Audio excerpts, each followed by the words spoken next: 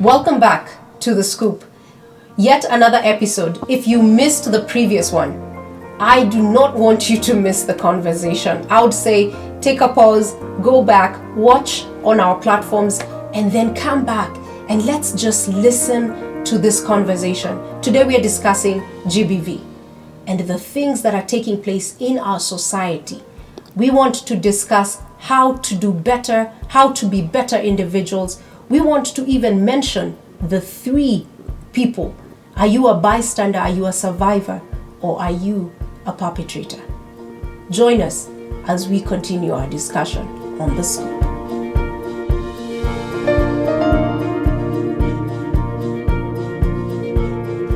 That's interesting how society is more open to hearing that women or children who are girls have been abused, but are not as receptive to the fact that boys are abused too. Because recently the Daily Nation mentioned how there's a growing rate of actually children and boys at that, and I think they talked about 56% that boys are actually on a higher, at least that's been documented more recently, that they're on a higher in terms of the cases. And granted, it could also be covering from sexual offenses all the way to even the physical, as you've mentioned.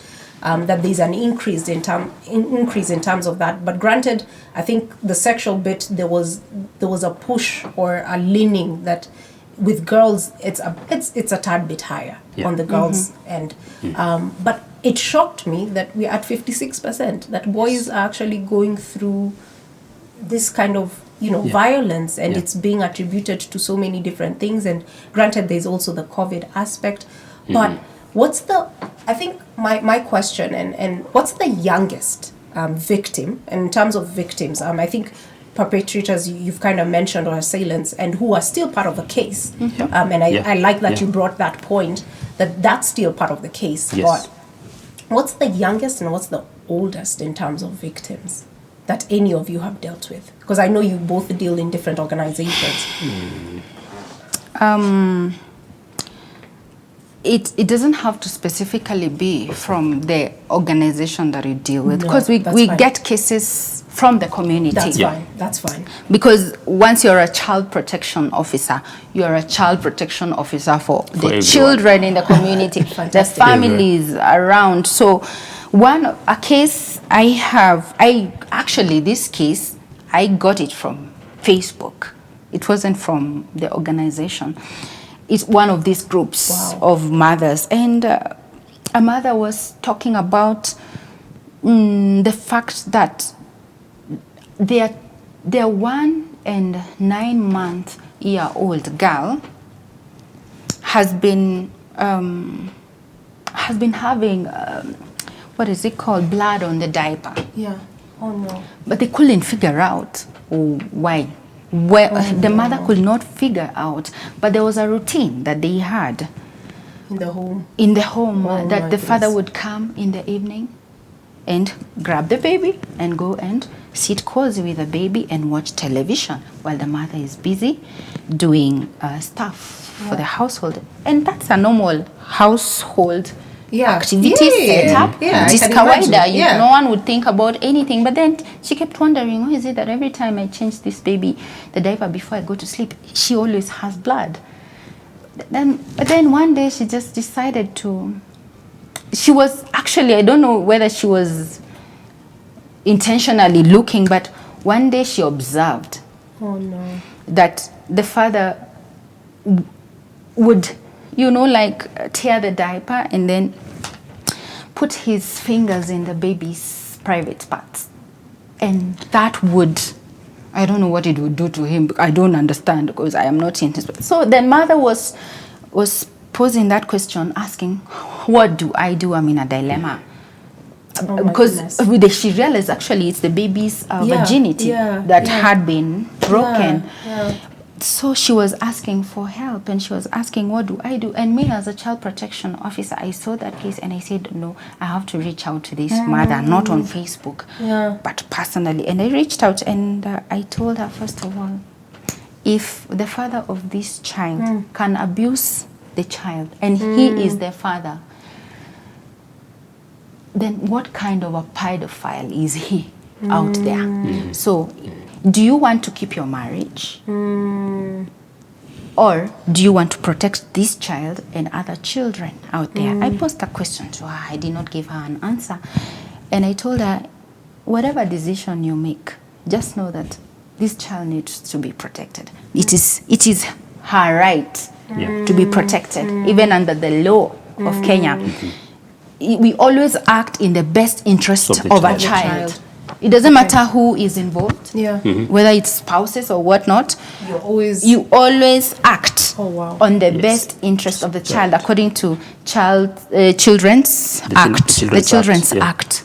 Oh wow. Yes. Oh, wow. So I told her, you can decide to go to the police station and report him, or you can choose whatever you want to do, but just know that that child needs to be protected, and other children out here, because if he's able to abuse your child, what will he do to people his own home, in his own home, under your own, your own watch, under your own watch, because it's not about I left and went to work.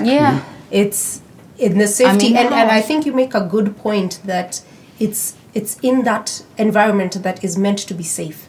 And there are so many environments, I think, in our society, home being one of them, that it's meant to be safe. And man, that breaks my heart, because that's 9 months. That's as young as 9 months. Like, this child has no clue what's happening. And as adults, ideally, we should be in the right frame of mind to realize and pick it up. And thank goodness the mom realized now, even though it felt, I'm sure at the time, the mom must have felt, I'm already late to have realized this. And I hope anyone watching does not feel it's too late. Like, it's never too late. Like, reach out. And you make a good point. You always, so in terms of case management, you're always looking out for the protection, or for the best interest of the child. Best interest. Yes, and you look at the safety of the child, all right. well-being, and permanency. Oh wow. So when you're sorting out any case, you need to ask yourself, we are offering care to this particular child, or to this particular survivor, because now you're talking about SGBV, it can be any age. What is their what are their welfare needs? All right. They'll need psychological help. They'll need to be given protection, assurance, even just them feeling that I am safe within this environment. That is one thing that we need to give them. It is their right. And then also permanency. Whatever you offer, it should not be a hit and run sort of care. It's supposed to be sustainable. It has to be sustainable. Yes. So that's how sensitive your cases are, because you're looking at sustainability for the next 20, 30 years. Not just... And not for this just one beneficiary. Not just for one beneficiary. It is also for the community around them. Because remember, when SGBV happens, it happens within a social structure within society. This could be a family, it could be a church, it could be a school setup. So when you're dealing with one case, you should also ask yourself, is there something else happening within the members of this particular social structure? Oh my goodness. Okay. You have you have brought in basically that aspect of the different structures in society.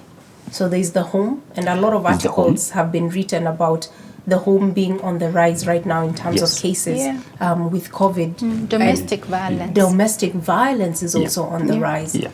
So we've had the 9-month year-old case as the youngest. What's the oldest, if you don't mind me asking? And it could be for either male or female. Recently in the news there was, I think in Nyeri, some young people entered into a shosho's place, a grandmother who was around 90 years old. And they did all sorts of things to her.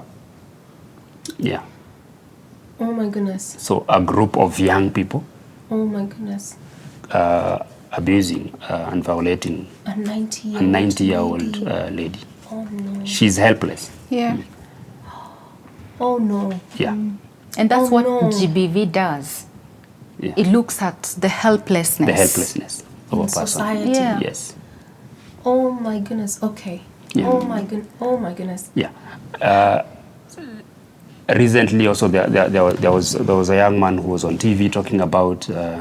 He was a medical student at one of the universities here in the city, and he was called for a birthday party by his friends, male friends, and they did all sorts of things to him. Now it is not in any like happens to the poor or to the rich, educated or illiterate. It happens all over to anybody. It can everybody happen in society. Yes. And I think that's also that's important. I remember some article on Facebook. One of my friends posted something and reshared something, and the idea behind it was and she's a doctor. She happens to be a doctor, and she talks about how she thought domestic violence only happened to a certain group of people in society. Yes. Or people within a certain, people who can't do certain things in society. There was a certain window or bracket in terms of economical status.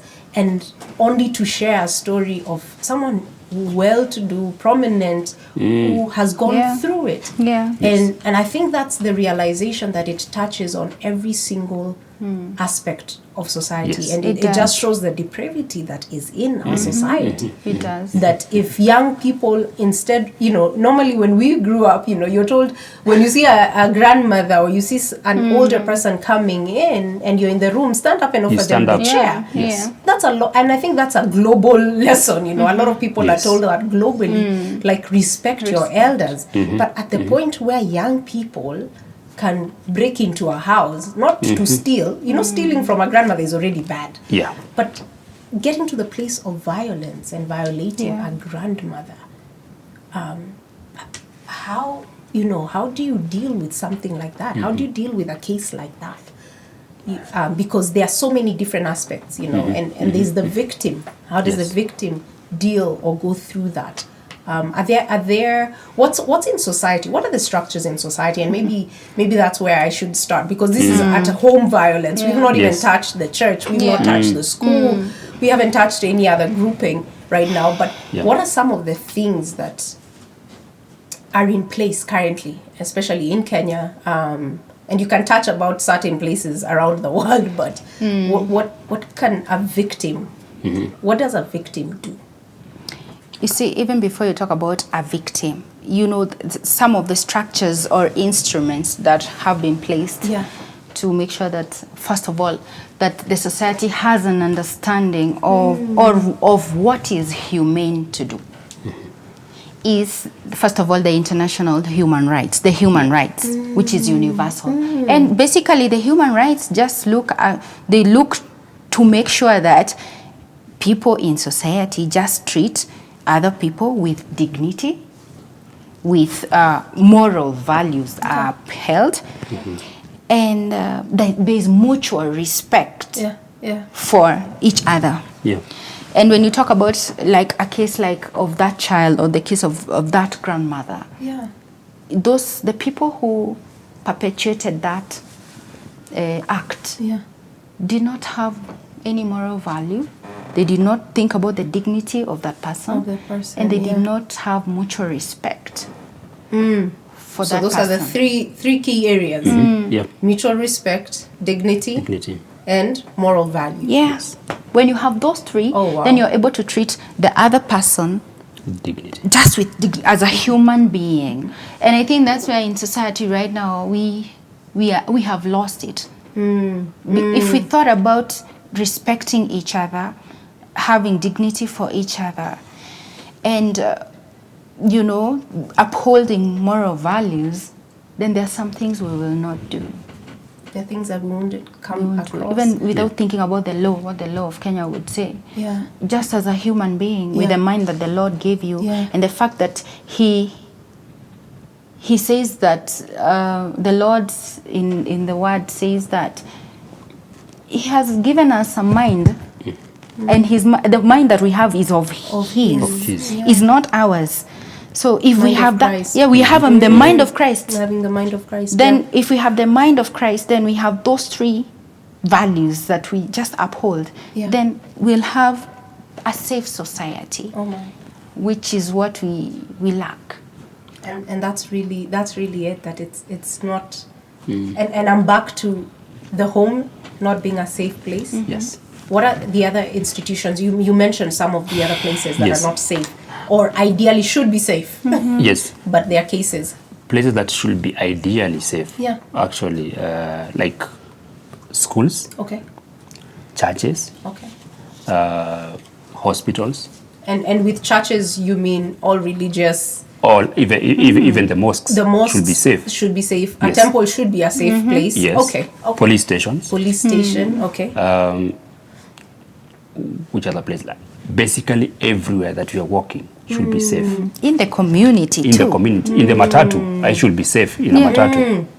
When I'm taking my matatu in the evening going back home, I should not be worried about someone my rubbing safety. off people, on you or something. people can mishandling me. And I hear it a lot. Like there are a lot of people and children, especially even like from primary school or younger, elementary or younger, who every time they cringe at the thought of using public transport. Yes. Because of how they'll be treated. And children, I remember even today, I'm sure it happens. It's just that maybe with COVID, there are certain restrictions in terms of public transport. But there's always the thing, we mentioned it earlier, where elders, you stand for your elders. But then there's another level where someone says, oh, it's okay, I'll carry you. You stand, I'll carry you. Now, remember, this is a stranger. And the thought that a child will cringe about it, but because that's their normal day-to-day life, that's what they're going through. Again, I know I referenced the dailies a lot. I remember reading an article recently where it talked about how, and the title of the article, granted, was quite gripping, where it says, you're a child or student by day, but wife by night. And it was just discussing how children are going through the different aspects of what young girls are going through, and based on a cultural aspect. And they mentioned that a lot of abuse also happens with boda or what what would be it's another form of public transport. And it's on the rise, and that just it is. Yes, it is on the rise. It startles me that and I want to touch on even the culture aspect, because I understand certain cultural traditions can actually be considered as gender-based violence. They are. Yeah. That is the case? Yes, we have. What are some of those? Because to some of us it's culture. I love culture. Anything culture. If you find me, invite me to a wedding, a funeral. I always tell my friends, if you're gonna travel somewhere and understand a culture, attend a funeral, a wedding, a naming ceremony, something. Share a meal with a family. You'll understand the culture in that in that society. So what are some of those that you can share with us? We have the common one, which is FGM. Okay, yeah. That people talk about. Across Africa. Yeah. Yes. Yeah. Then we also have bidding. What is that? Within the Samburu community and the Maasais. Okay. Where a young Moran will come and say, this is my wife. So they'll give some bids and offer some cattle. So that becomes like you've paid dowry for that particular young girl. Wow. Okay. Let's say she's around 10 years. Yeah. And the Moran is 17, 18 years. So anytime that he feels like this girl he can sleep with the girl, he can do that. Anytime. Oh my God. Okay. So this is something already happening. This is a tradition, it's culture. Yes. I have grown up in it, kind of, bidding. Yes. Bidding. Yes. So it's BEAD. Yes, bidding. You're given the bids. So it's actual bids. Yes.